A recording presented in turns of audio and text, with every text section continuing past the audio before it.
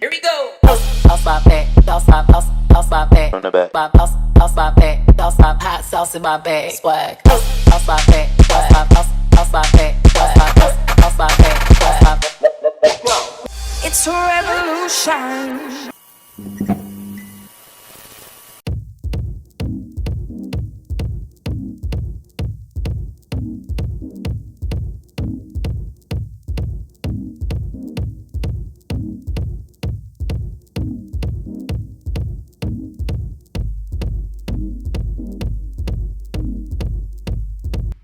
So this is what the draft looks like without seam allowance. I'm going to draw it over and add seam allowance to it and use that for the first shirt. I added 3/4 seam allowance at the bottom and at the top because I do a double folded hem, and I added 1/4 at the sides. So get your stretchy fabric, fold it, and apply your pattern and cut it out. You need one for the front and one for the back. So this is what it looks like cut out. Now just sew the side seams. See, you already have a tube. This is how it looks sewn. So try on the shirt, check to make sure it fits, and if any adjustments need to be made, then you do that there, and then you should adjust your pattern to suit. Okay, so working with the wrong side of the fabric, we're going to fold the raw edge over 1/4 inch and then again 1/2 inch as shown. We're going to pin this and top stitch a little less than 1/2 inch away from the edge. I use a straight stitch, but I know some people like to use a zigzag stitch, so you can do what you feel like doing. Now if you want to add a little pizzazz to your top, you can add waist straps, which is my favorite thing to do to shirts since it makes you look if you have a little tiny waist. So you just get a strip of fabric and you pretty much fold it in like what I'm doing. It can be 1 inch or 1.25 inches wide. So you just fold it, put it in, and top stitch the edge. After you've completed the straps, you can find the center back of your top and attach the straps as shown.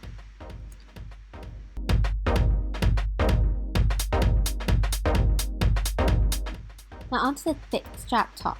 Sew your tube as normal, but don't sew down the top hem.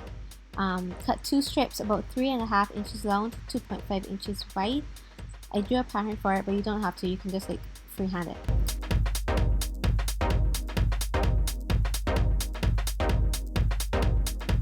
Fold the fabric in half lengthwise and stitch down the raw edges. After it's sewn, flip it out to the right side. I'm using my loop glue, that's what I call it, but it's a loop turner, to flip it inside out. I attach these straps 3.5 inches away from the side, but don't do it like that. I think 3 inches is fine. 3.5 makes it go too much towards the center. With the right side of the fabric up, we're going to attach the straps as shown. Same with the first two top, fold down 1/4 inch and then again 1/2 inch. This ensures no raw edges will be seen. So I'm going to show you how to do this a number of times so you get the hang of it. So when attaching the straps, make sure the seam is facing up, like mine, and it's like in the center of the strap.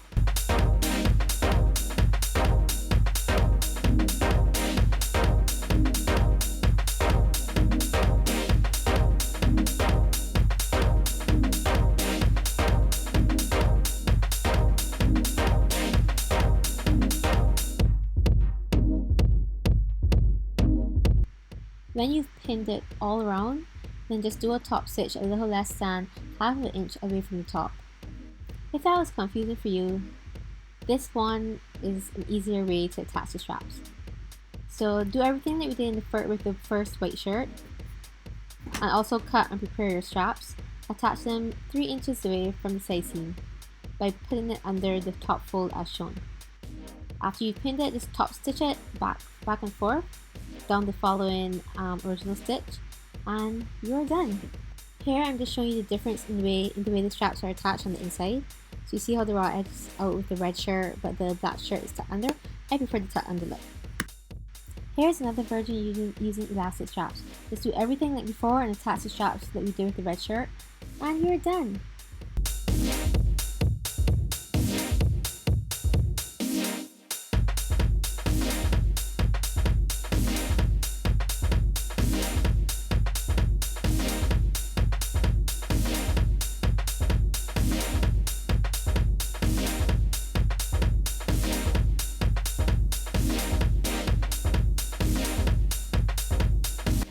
Alrighty, onto the left hand top. I didn't use the same length as the other patterns because we wouldn't need the 3/4 of an inch seam allowance at the top or the bottom. So I shorten it by 1.5 inches to 2 inches. Once we cut this out with the right size facing, we sew the side seams down. Now fold over the top edge a tiny little bit and pin. We're going to achieve a curled hem by using a zigzag stitch. Ensure the end of the stitch is off the fabric. Think of it like you're jumping off a cliff. So you jump off, you come back on. Jump off, and you come back on. That's how it is. This is the end result of this. It's super cute, super quick, right? So I just made some straps by cutting 1/2 inch strips and pulling it to get that curl effect.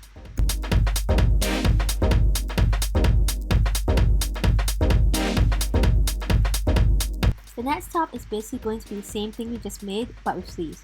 So just trace out a sleeve as shown from a long sleeve shirt, and on that straight line just fold it under and trace the same thing to the other side. We're going to add 1/2 inch seam allowance to the underarm and transfer the pattern to fabric.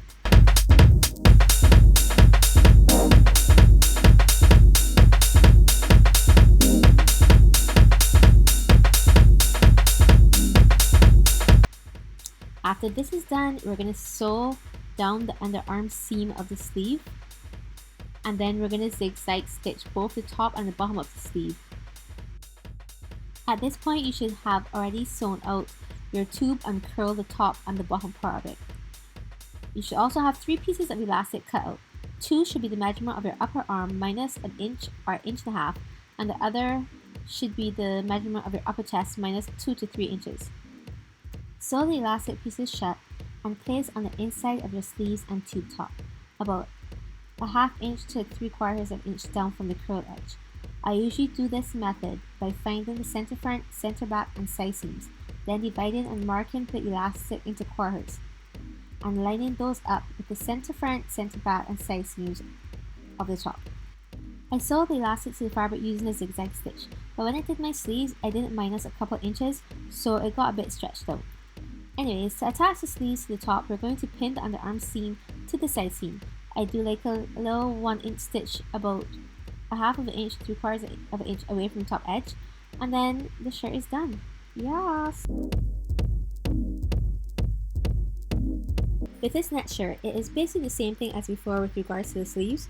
So we cut out the sleeves like we did the last one, and we cut out the tube like the first white shirt that we did. We hemmed the bottom of the shirt as well as the bottom of the sleeves. Now get your upper arm and upper bust measurements like before, but do not subtract any length. This here is just an extra piece of fabric that was left back after cutting out the sleeves. It's about 20.5 inches long, and I'm just going to fold it in half and stitch all around, but leaving an inch space in the center. After it's sewn, we're going to turn it inside out via that little hole that was left unstitched and tuck in the raw edge and just top stitch it close.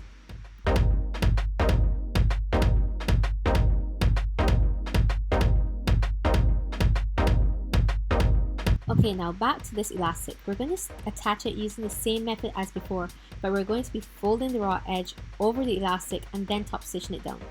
When this is done, we're going to attach the sleeves to the top like before, and you're done.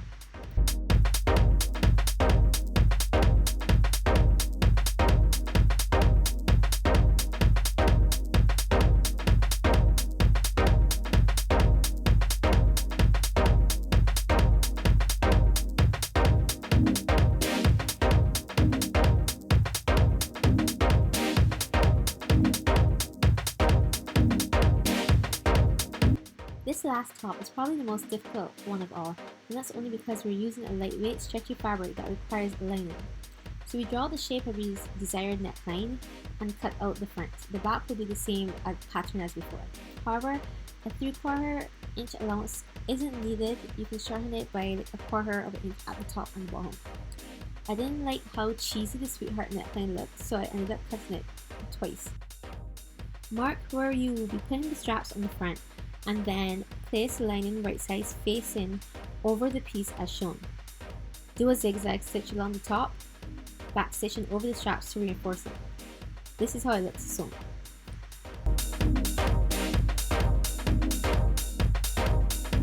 We're going to attach the straps to the back now as shown, and then we're going to stitch along the top of the back.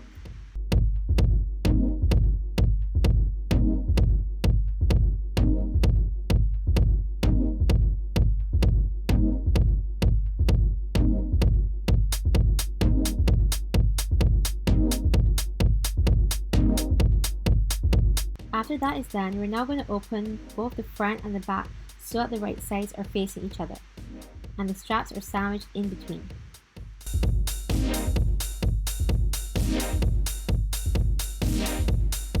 Pin and stitch down the side seams and then turn the shirt to the right side. This is how it looks sewn.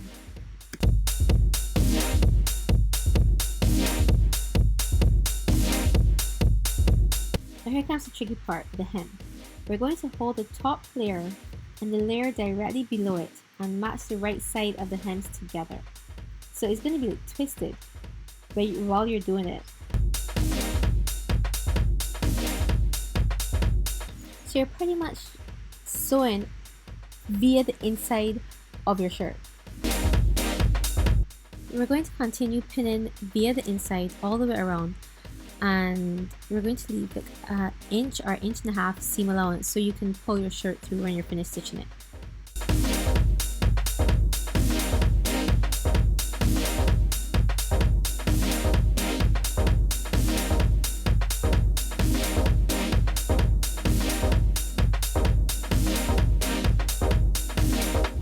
This is a little opening that we left to pull the shirt through. Don't make it too small.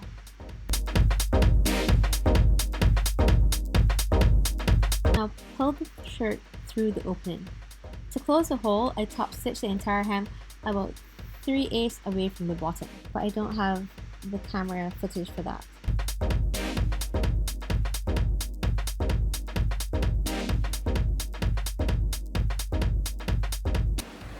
This is the front here.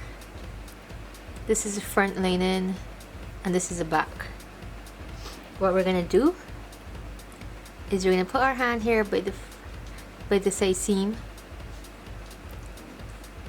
Put this here. Okay, so you see that. So this is the top one. This is the second one, right? Get this and get this, right?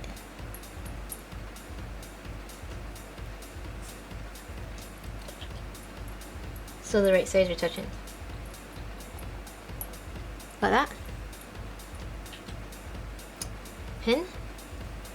And now we're gonna just like wiggle this.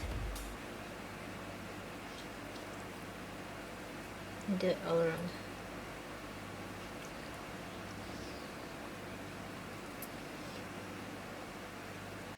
So I just decided to show y'all how to do it with a different color fabric, since it may have been hard to figure it out with the black. But as you can see, it's pretty easy once you know how to twist it so it's on the inside. Okay, so this is it sewn. I left a really tiny opening, but I managed to get the shirt through eventually. This is another way that you can hem the bottom by doing a blind stitch, I think you call it, or a slip stitch. And it's so neat. Like, I should have done this to the black one. But yeah, you can just see what I'm doing. And you can't tell the difference when it's on.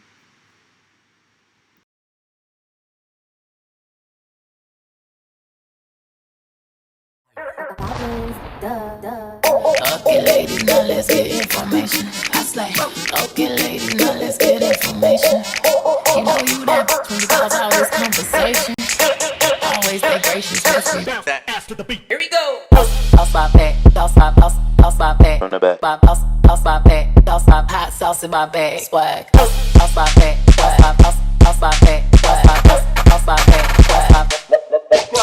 Toss my back, toss my back, toss my back, toss my back, toss my back, toss my back, toss my back, toss my back, toss my back, toss my back, toss my back, toss my back, toss my back, toss my back, toss my back.